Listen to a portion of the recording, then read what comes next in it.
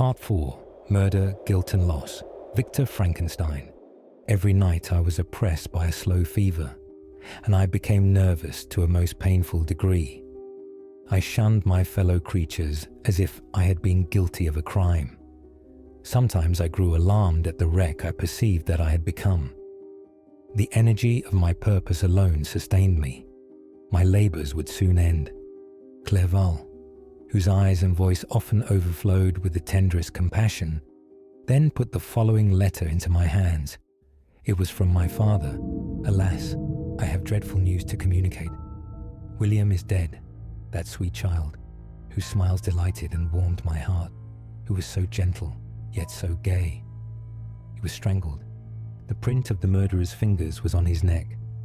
He was the youngest of our children, beloved with that doting fondness which parents have for their youngest offspring.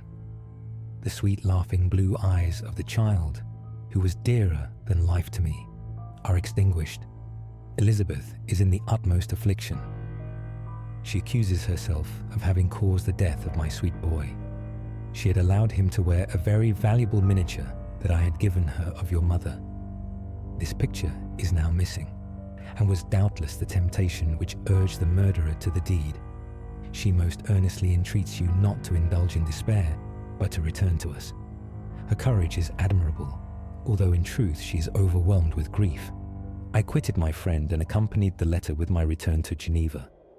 The nearer I approached to my home, the more deeply did I feel the spirit of revenge enkindled in my heart. I entered the valley of Chamonix. The darkness and storm increased every minute. The thunder burst with frightful loudness from various quarters of the heavens.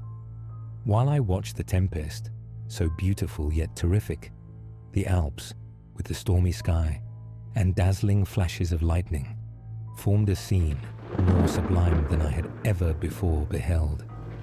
A flash of lightning illuminated the object and discovered its shape plainly to me. Its gigantic stature and the deformity of its aspect, more hideous than belongs to humanity, instantly informed me that it was the wretch, the filthy Damon to whom I had given life. What did he there? Could he be? I shuddered at the conception. The murderer of my brother? No sooner did that idea cross my imagination than I became convinced of its truth. My teeth chattered, and I was forced to lean against a tree for support. The figure passed me quickly, and I lost it in the gloom. The next day, I found that a servant of the Frankenstein family had been seized on suspicion of having murdered my brother.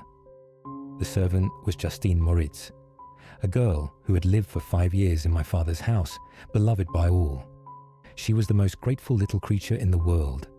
I had fostered her up as a favorite, and my mother had bestowed on her an education superior to that which she had at first intended. The picture of my mother, which had been judged to be in William's possession the night of his murder, was found in her pocket. This circumstance, and her confused, frightened manner, awakened suspicion. She was arrested and imprisoned. Elizabeth was sad and desponding. She no longer took delight in her ordinary occupations. She determined to visit the poor girl in confinement, and I accompanied her. She was firmly convinced of her innocence. I rely on her innocence as certainly as I do upon my own. Our misfortune is doubly hard to us. We have lost the sweetest child, and now to convict the guiltless seems to fill up the measure of woe. She entreated me to use all my influence in her favor, and I could not sustain the look of sorrowful affection which she continually fixed on me. But I could not declare the fatal truth, that the monster whom I had created was the murderer. The trial began. Justine looked down and wept. A murmur of horror and indignation filled the court.